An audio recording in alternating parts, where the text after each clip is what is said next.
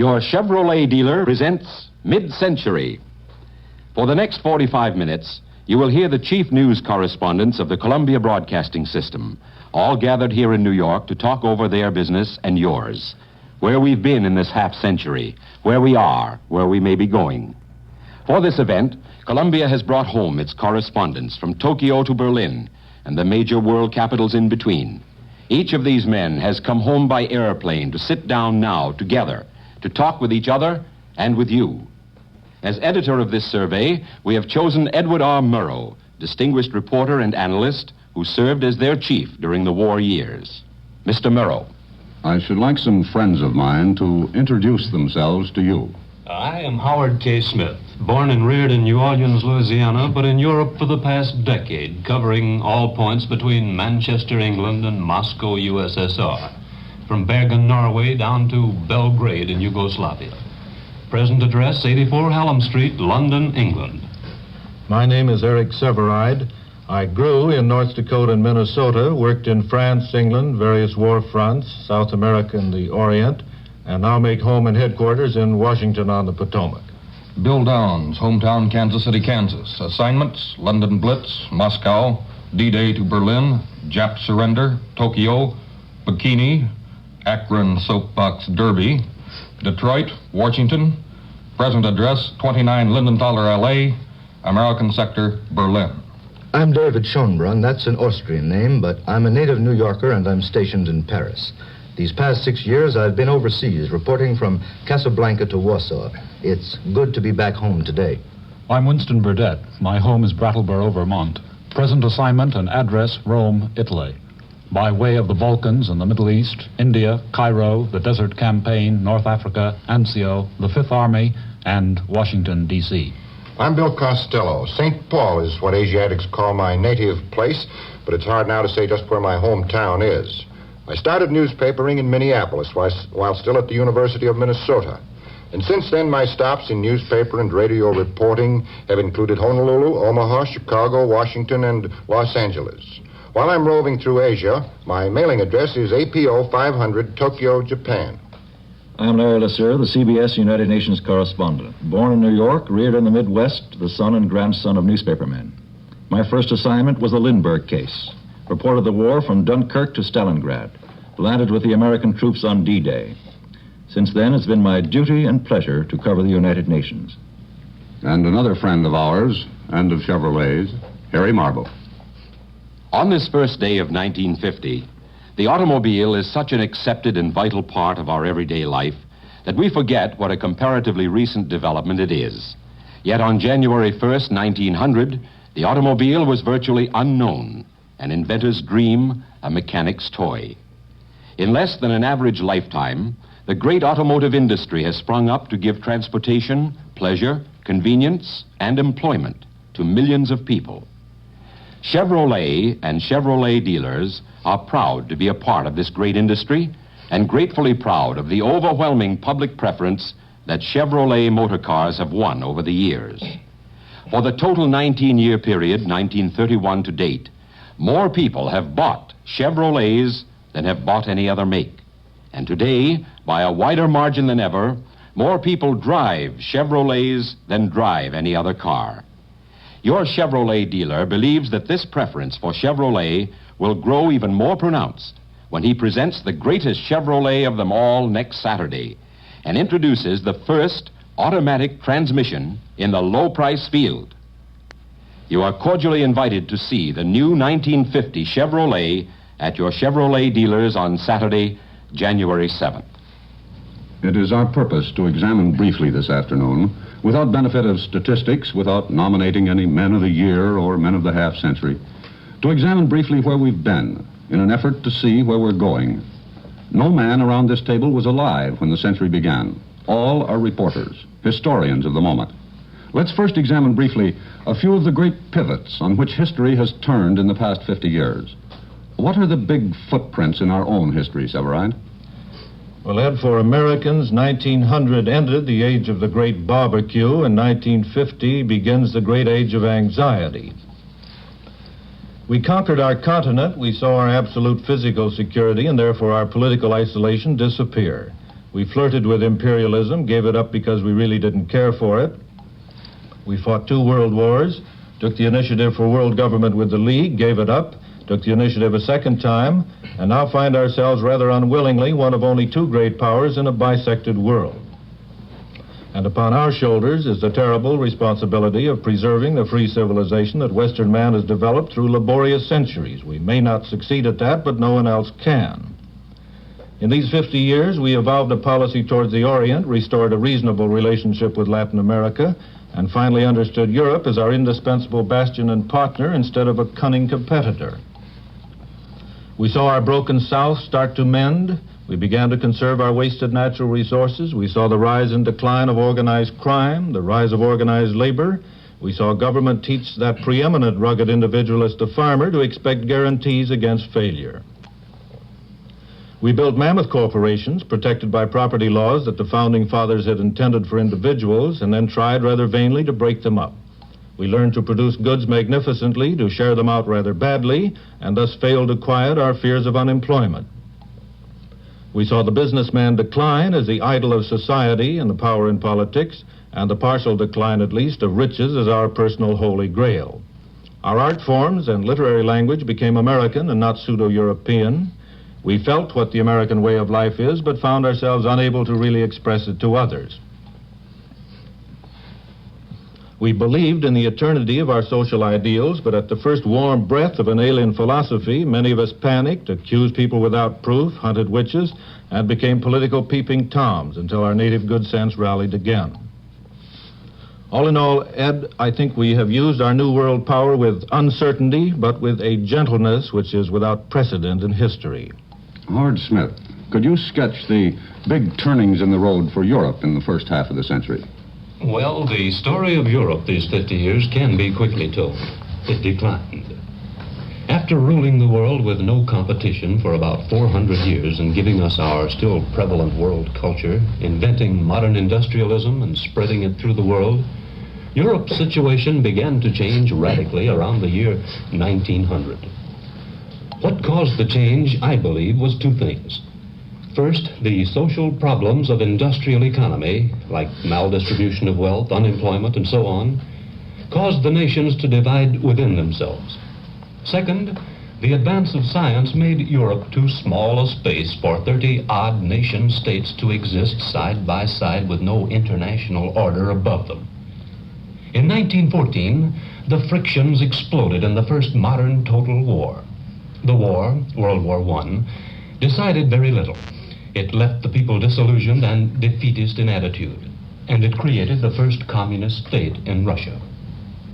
Adolf Hitler was able to exploit both of those factors, the people's defeatism and their fear of communism, and he won his positions to launch World War II.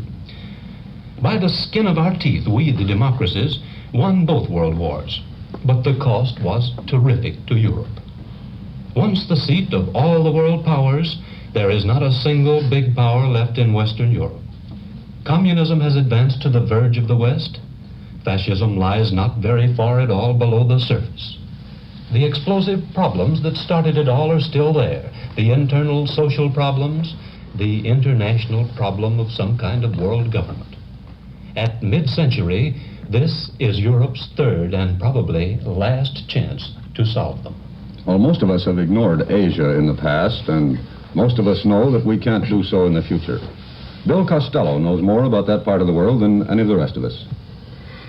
Well, Ed, in these last 50 years, Asia has roused itself like a sleeping giant and rubbed from its eyes the crusted traditions of centuries. In the long view of history, the transformation has been so swift as to be magical. The first major turning point came in 1905, when Japan emerged as victor in the Russo-Japanese War. That victory had 3 vital consequences. First, it challenged the 19th century myth of white supremacy and paved the way for the decline and fall of Western imperialism. For it demonstrated that Asiatic guns were as good as or better than Western guns.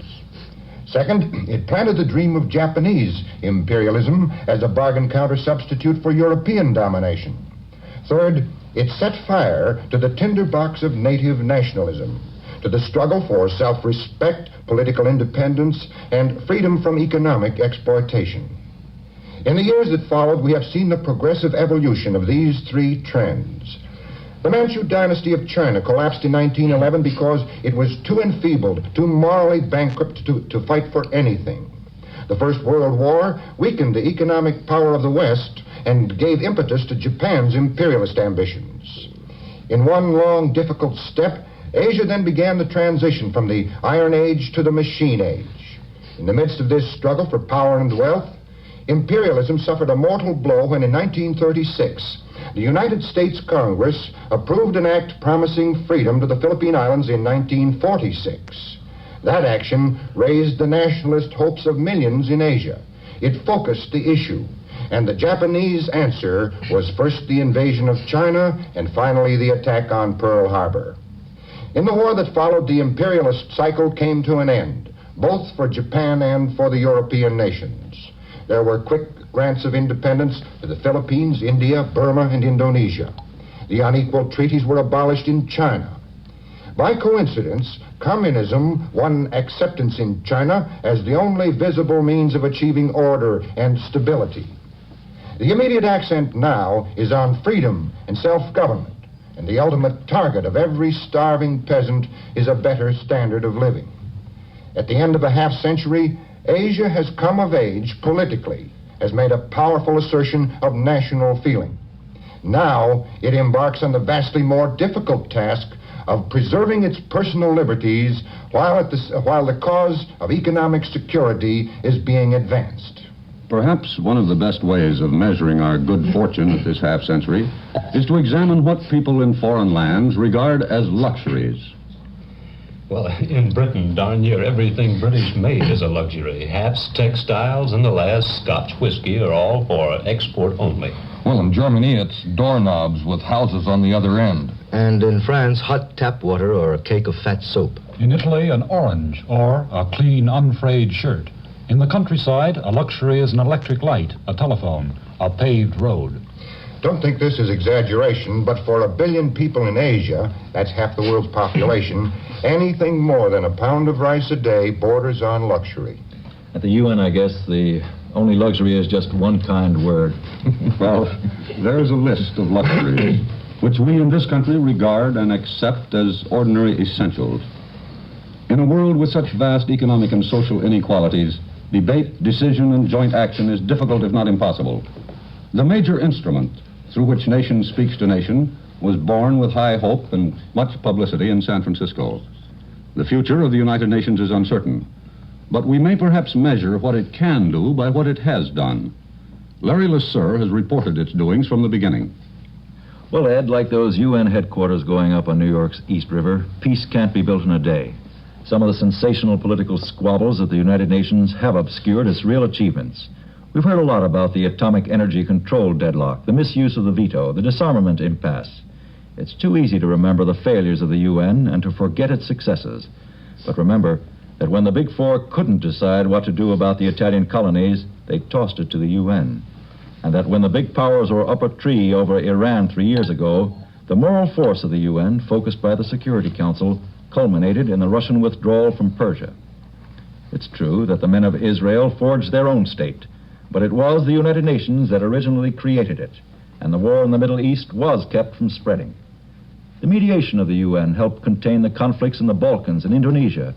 The war is now over in Greece, and 75 million people in Indonesia got their freedom this very week. I think it was the debates at the United Nations that unmasked the true nature of Russian propaganda. Those debates certainly helped to consolidate world public opinion. And while these discussions go on before the people of the world, in the background are the continuing efforts of the UN specialized agencies.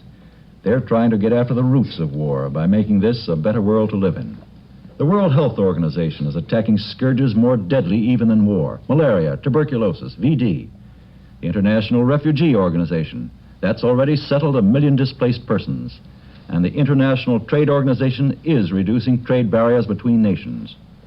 I think there's a common desire among the UN delegates not to disappoint the hopes of the ordinary men and women of the world. Of course, the UN can't settle problems like the division of Germany, That the big powers have reserved for themselves. Or, Larry, it may be that the Germans themselves will decide which way they're going. How does it look from your post in Berlin, Downs?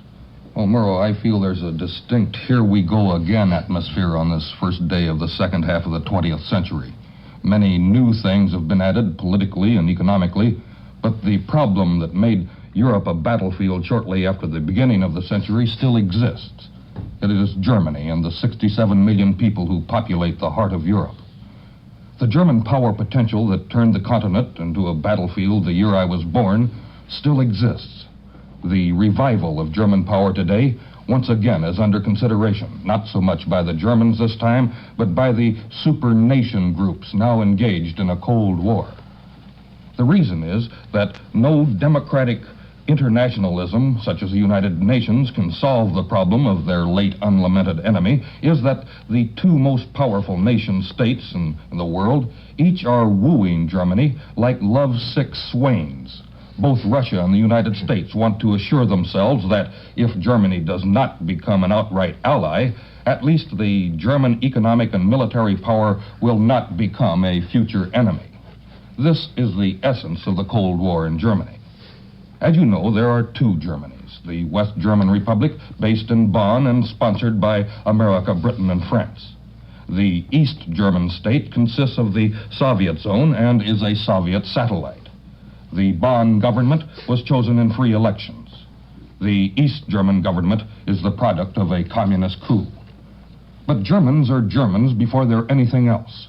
They are not communists because the Kremlin says so. Neither are they Democrats with a small d, just because we direct them to be democratic. The question of what happens in the world during the next 50 years will hang to a large extent on what the German people will do when they eventually are united, as united they will be. Their spiritual home, their culture and tradition is connected with the West, but their markets and their economy and their military opportunity will best serve them by joining with the East. Basically, the problem is, will Germany finally follow the red star of the Kremlin or the freedom and promise of democracy? There are no answers apparent in Germany to these questions right now. Well, of course, it's not only in Germany where two philosophies, two ways of life are in conflict. In all nations, it seems to me, the fear of war, of the inevitability of conflict between these two great powers, darkens men's minds. Do you think our policy of containment will work? Or to put it another way, do you think war is inevitable? Smith? Well, I can't believe that war is inevitable. The Cold War is a peculiar kind of conflict. Material interests are not directly involved. The Russians haven't got anything we want, and we haven't got anything the Russians can't do without. The conflict seems to me to be psychological, a matter of suspicions and ideologies. It seems to me that if there could be a period of mutual sufferance on however vile terms, and the world could recover somewhat, ideologies might be confounded and suspicions could be dissolved. Severine? Well, nothing is inevitable, Ed, but I think war is likely as long as Russia remains a tight dictatorship. Russia has been a tyranny of sorts for centuries, but not always an aggressively expanding one and never before a mechanized one. I just don't see how you can teach generations of very tough people that destiny has called them to remake the world in their image and then not expect them to try to act according to their religion. Do you think war is inevitable, Downs? Well, nations don't make 12-inch guns to shoot quail. They don't drop bombs in mid-Pacific lagoons to kill fish. War is inevitable until the time comes when nations give up their sovereign right to make war to settle their problems. What do you say, Schoenbrunn? Well, I'd say that the only inevitability is hatred for the nation that starts the war or drops the first atom bomb. As for the war itself, the communists say they'll never fight against the Soviet Union. The anti-communists say they will fight if it comes, but only if Americans are in the line from the start. And as for the French, they say, no more liberations, thank you, or you'll be rescuing a corpse. What do you say about the inevitability of war, Burdett? Well, Ed, you asked if containment will work. I certainly don't think that war is inevitable, but I don't think either that containment alone is going to prevent it. A straight military policy designed to contain Russia seems to me a negative thing. It can produce two armed camps, two civilizations arrayed against each other. It can never produce two worlds capable of living confidently and peacefully together. Europeans know this. I think they will be made to feel much more secure and confident by a solid recovery of their economies than by any military alliance we can possibly give them. How does it look from Asia, Costello? In Asia, the Cold War is on every tongue, but nowhere except perhaps Japan did I find any eagerness to fight aggressively against the expansion of communism. For that reason, few Asiatics think war would be inevitable. On the other hand, Stalinism is not much better off than we are. In China and India especially, the Russians are regarded as uncouth upstarts. In the ethical and moral sphere, these people feel better qualified to be leaders than followers. If there is to be Titoism in Asia, it will be a moral rather than a military defiance of Moscow. Well, this is a matter on which you might have something to say, sir. Well, Ed Murrow, that word inevitable has me stumped. If we could cut it down to the foreseeable future, I think that a final conflict between the United States and Russia doesn't have to take place. I think that Russia prefers political expansion and that the interests of the United States are certainly based on peace. But limited clashes between small allies are not only inevitable, they've already occurred. I think it's a question of hoping for the best while we keep our powder dry. Well, this is an area where there is obvious disagreement, as you have heard. But we can at least agree that even if it isn't an enduring peace, it has endured a great deal already. Now, here's a man who is sure about something in the future. Harry Marble. In the automotive world, 1950 will mark the introduction of a sensational new kind of driving into the low-price field. Driving that is easier, smoother, safer, and altogether different than anything known today. Just 6 days from now, on Saturday, January 7th, your Chevrolet dealer will present the new 1950 Chevrolet with the most revolutionary of all Chevrolet's famous firsts. Chevrolet, you know, was the first car in its field to bring you such major advantages as the self-starter, the turret top, knee action, box girder frame, unisteel body construction, balloon tires, and a long list of other features. And now, for 1950, Chevrolet will be first with another historic motoring development, the first automatic transmission in the low-price field. If you want to see all the best of all that's new in low-cost motoring, be sure to visit your Chevrolet dealer this Saturday, January 7th. A few minutes ago, we agreed that no one can predict with certainty what the Russians are going to do. So let's examine for a minute the direction in which the non-communist world is moving. Right, left, or down the middle? What do you say, Schoenbrunn? I think to the right, Ed Murrow. The swing to socialism in Europe was sharply reversed in the last year.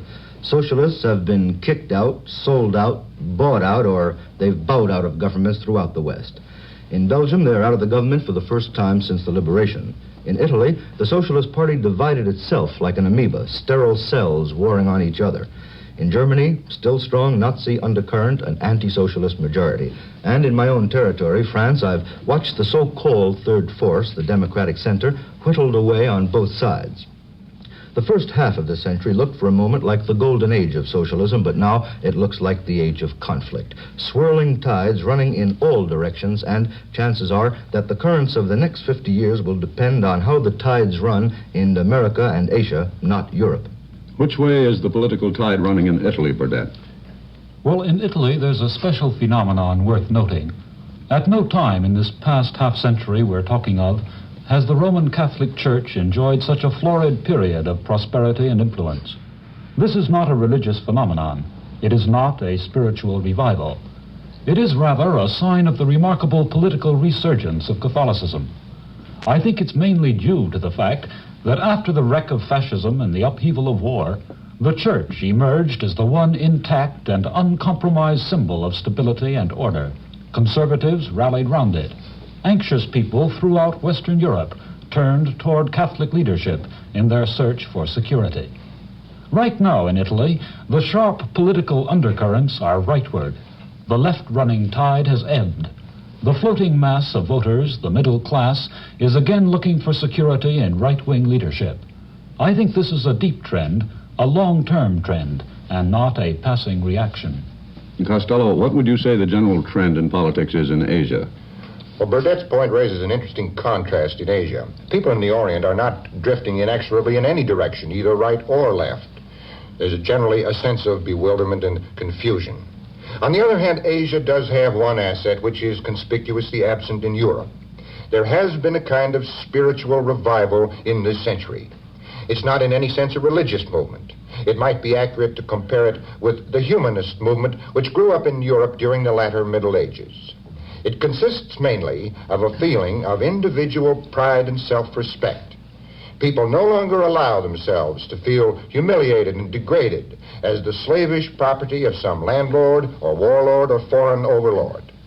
The great symbol of their emancipation was Mahatma Gandhi, who emerged as the voice of Asia's conscience.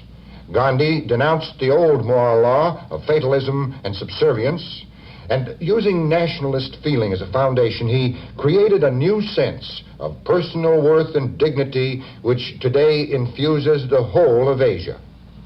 Well, you fellows from overseas must remember that we have politics in this country, too. Severide, what would you say the informed opinion is in Washington as to the direction in which we're going? Well, my opinion, Ed, I am Washington today, is that there are some basic differences. Europe, of course, had an old encrusted class society, and we did not.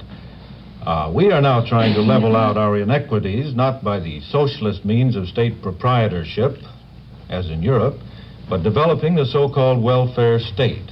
And distributing benefits is not really socialism. It's hardly leftism or rightism.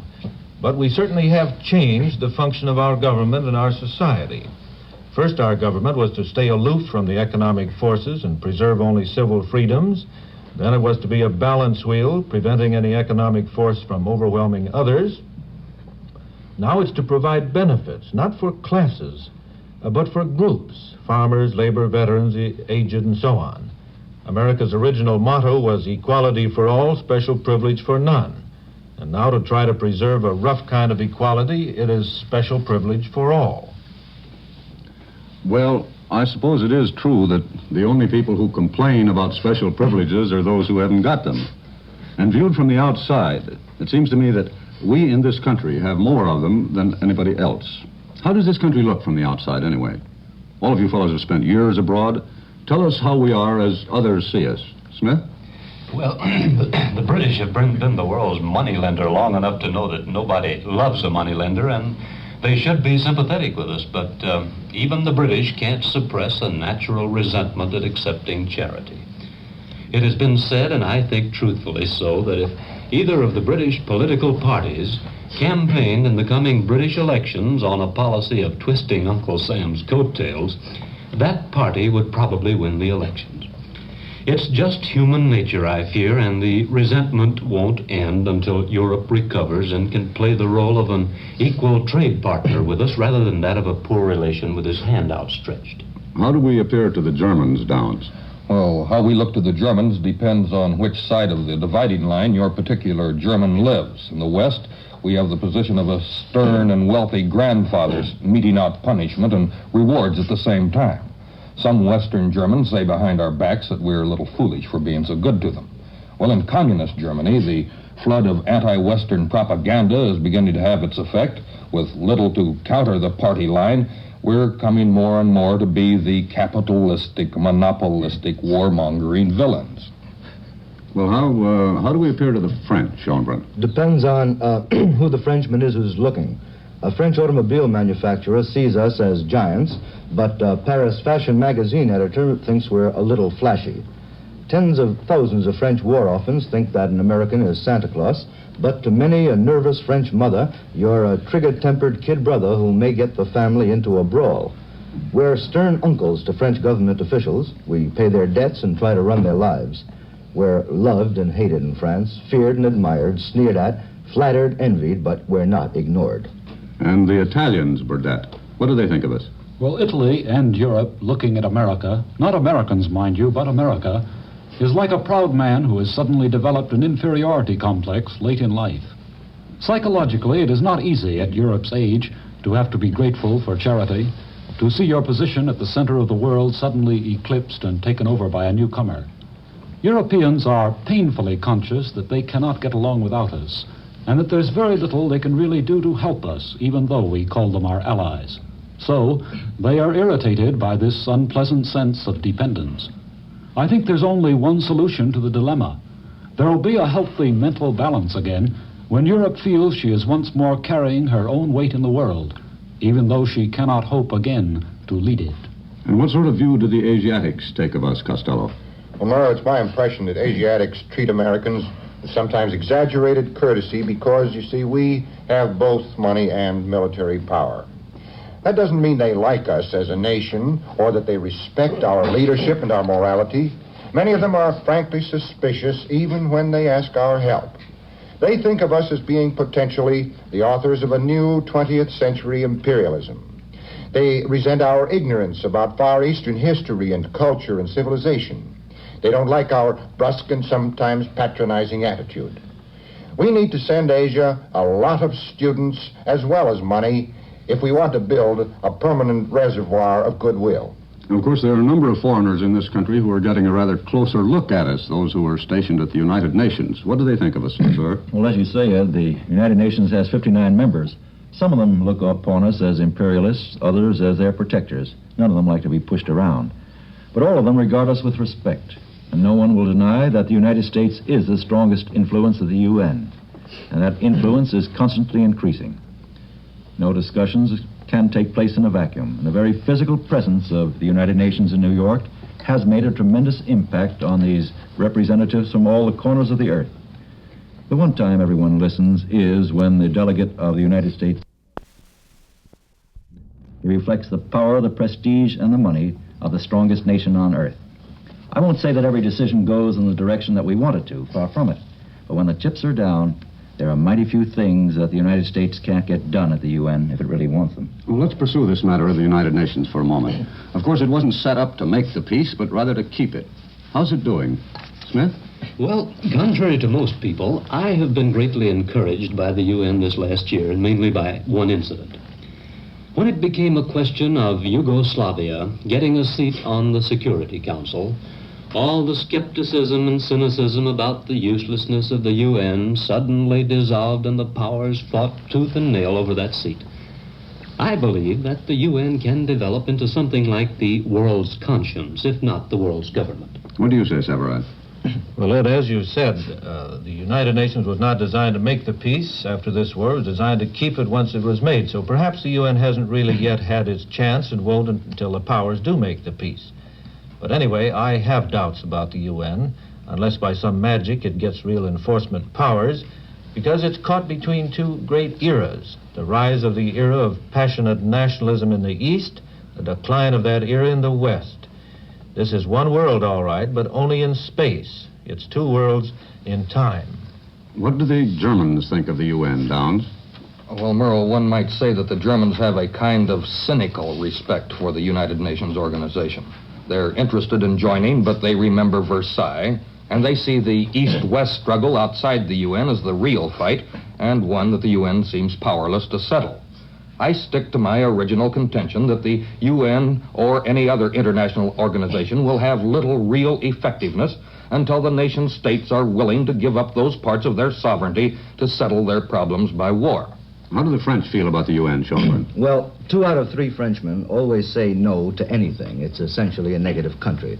But on the UN, France is positive. Support is strong. There's also a big following for world government movements there and lots of friends of world citizen Gary Davis. Frenchmen are often cynical and pessimistic, but the United Nations still looks like an ideal that even a cynic can buy. Burdett, how does it look to the Italians?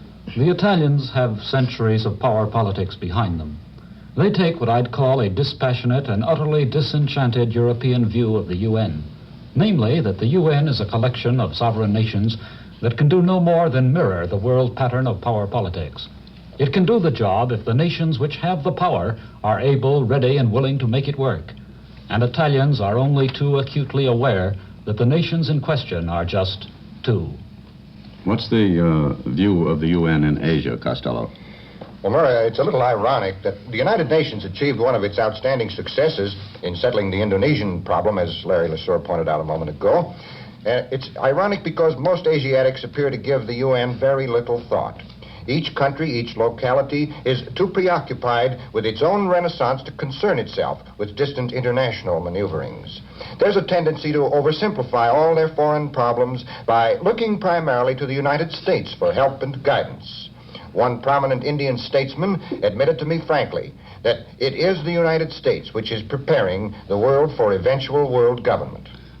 Larry LeSueur, you spend most of your time out at the United Nations. Do you want to add anything to what you said earlier on the subject? Well, I think your original question was, can the UN do the job, Ed? That's I wish right. I could answer that with a simple yes, but I can't. The United Nations can't accomplish more than the member states put into it. It can't provide military security for the world, but it can, and it does provide moral authority. Its great strength lies in its ability to focus world public opinion. I can say this, that if the UN fails and the world goes up in flames, the first thing the survivors will do is form another United Nations. Men just can't live without hope.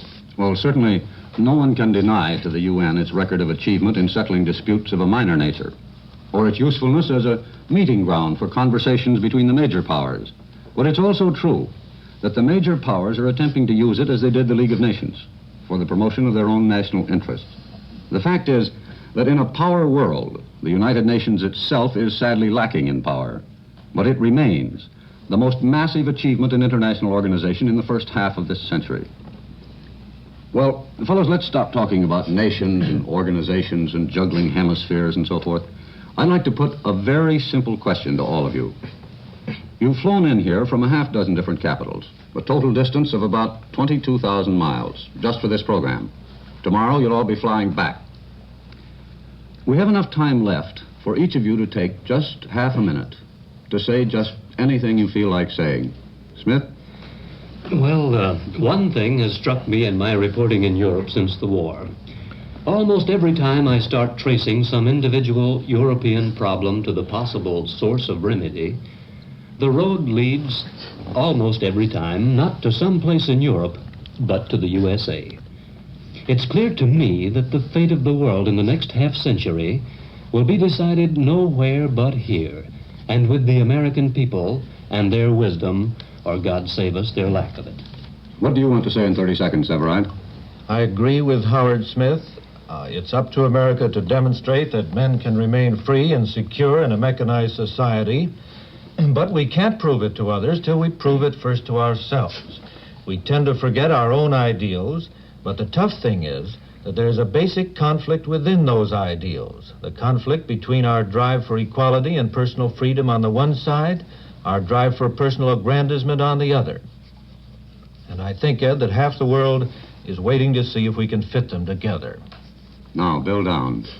Well, during the past 10 years that I've been a foreign correspondent, the events that stick in my mind are those that made me ashamed.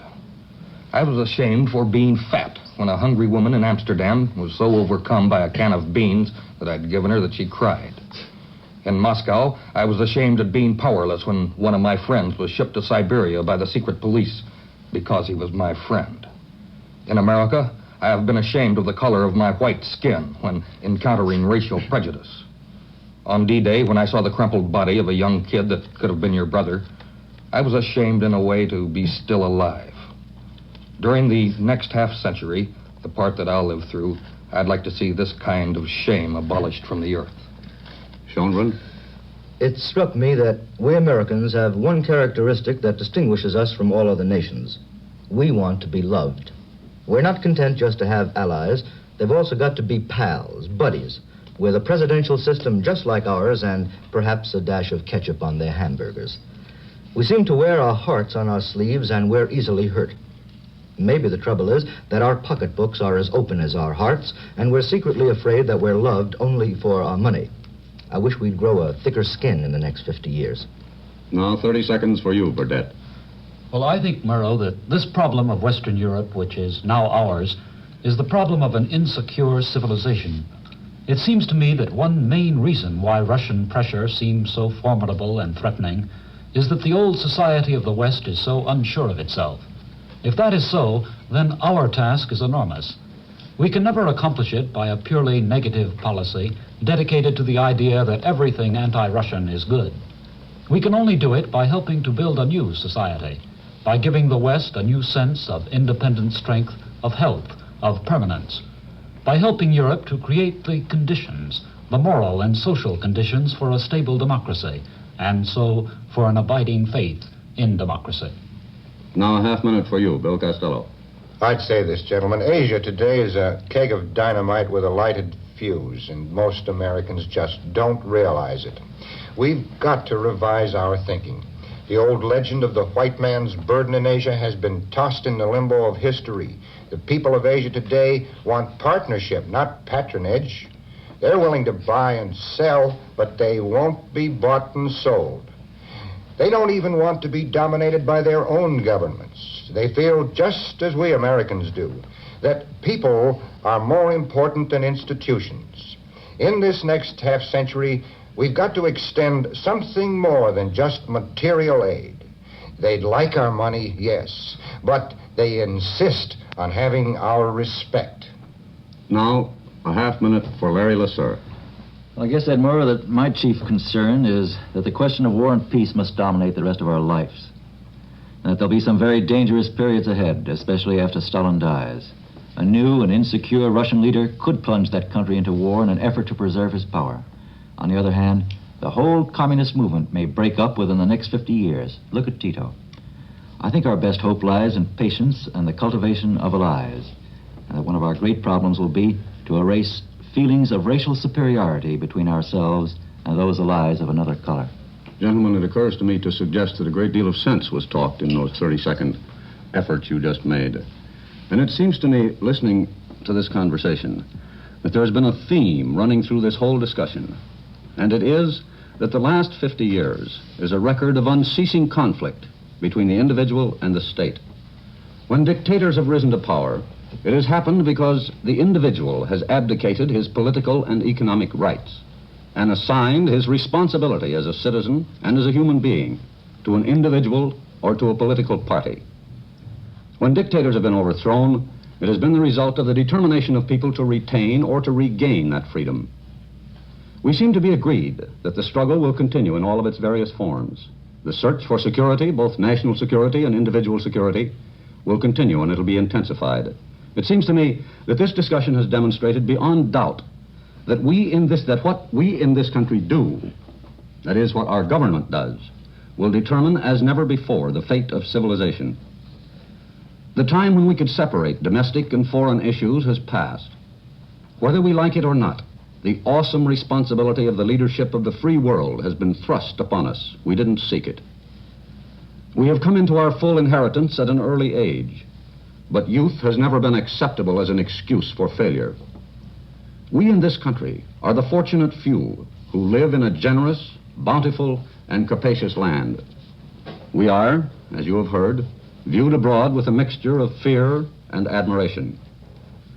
But it seems to me that having regard to our history, our heritage, and our strength, we can afford to greet the unknown with a cheer. Unfortunately, there is 10 seconds left, which gives me the opportunity of wishing all of you fellows much luck, good journey, and good news. Thank you. And now here is Harry Marble. It's been a privilege for Chevrolet and your Chevrolet dealer to bring you this unique and dramatic mid-century broadcast. The views and opinions expressed on this program were the speaker's own, not necessarily those of the Chevrolet Motor Division of General Motors Corporation or of your Chevrolet dealer. We hope you found it interesting and informative. And we hope, too, that you will drop in at your Chevrolet dealers this Saturday, January 7th, to see the new Chevrolet for 1950. In the past, Chevrolet has brought you beautiful Fisher body styling, but never a car so smart and luxurious as this. Through the years, Chevrolet has been famous for performance and advanced engineering. But now come the most powerful Chevrolets and the finest performers of all, plus the only automatic transmission in the low-price field. Over the last 19-year period, greater value has made Chevrolet America's most popular car. And for 1950, Chevrolet value is even more outstanding. So we know you'll find it well worthwhile to look over this superb new 1950 Chevrolet this Saturday, January 7th, at your Chevrolet dealers. Until then, with every best wish for a happy and prosperous new year, Chevrolet and your Chevrolet dealer bid you a very pleasant good afternoon. Edward R. Murrow appeared on this program through the courtesy of Franco-American Spaghetti and the Campbell Soup Company. He is heard regularly over CBS each weekday evening at 7:45 p.m. Eastern Standard Time. Eric Severide was heard through the courtesy of the Metropolitan Life Insurance Company. He broadcasts at 6 p.m. Eastern Standard Time. Harry Marble speaking. This is CBS, the Columbia Broadcasting System.